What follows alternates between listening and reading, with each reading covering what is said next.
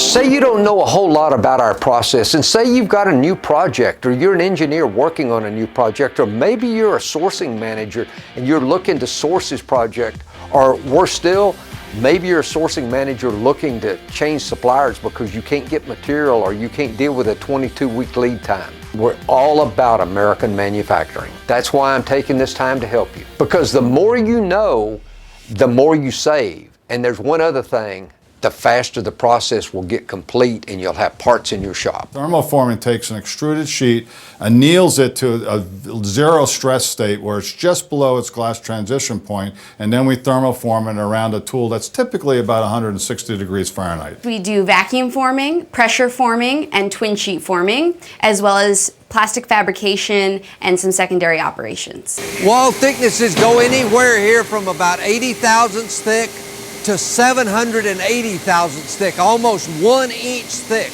This is a pressure form part. We started with the same single sheet of material that we're talking about in our other processes, but we pull this into a female mold.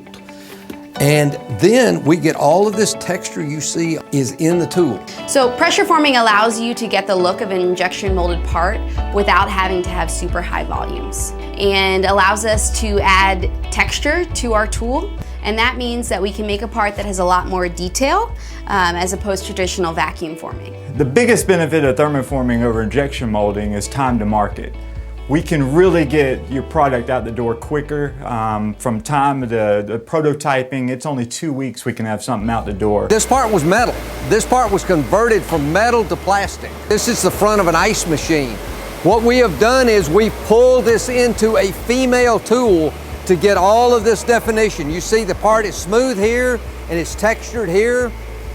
This part is made out of ABS. This is a medical cart top pulled into a female or a pressure forming mold.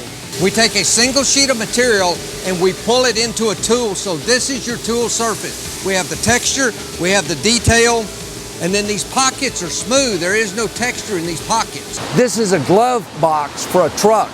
This goes in like that, so you want your detail here on the inside of this part. The outside doesn't look bad, but this is the non-tool surface of the part. It is some of the best technology out there to make large parts, specifically when you have to have multi-layers or low stress, because we are not an art, we are a science, it is repeatable. As a rule of thumb, the more you manipulate those resins, the more stress you're going to build into a part. Thermoforming is fairly low pressure. A vacuum form part doesn't have any pressure. It uses vacuum to evacuate the trapped air. We do use pressure to force the material down in some of our process, but we never get the material past its deflection temperature, and that's the key to keeping the stress out of the part. Is the material is heated in accordance with the sheet manufacturer's instructions for the deflection temperature.